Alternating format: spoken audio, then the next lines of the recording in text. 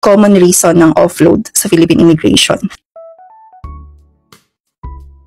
Kapag hindi consistent yung mga sagot mo sa tanong ng immigration officer, kapag hindi nag-match yung sagot mo doon sa documents na pinakita mo sa kanila, walang sufficient financial capacity to travel, prone ka sa human trafficking, magsususpetsa ang immigration officer sa iyo na baka magtatrabaho ka doon illegally sa destination mo. So yung pinaka-tip ko para sa inyong lahat na gustong mag-tour sa ibang bansa, kung kayo po ay first time na mag-travel and merong ibang gagasto sa travel nyo, mas maganda na mag-travel po kayo with your family. Sa napapansin ko po sa mga nagsishare sa akin na experiences, sobrang smooth kapag magta-travel kayo with your family.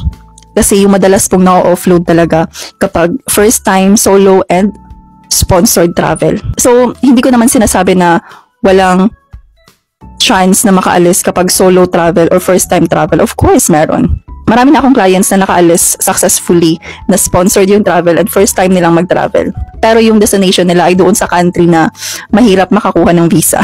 Pero kapag yung destination mo ay sa visa-free country, hindi kailangan ng visa. Possible na hindi ganun kasimpleng makaalis dyan sa Philippines kapag sponsored travel.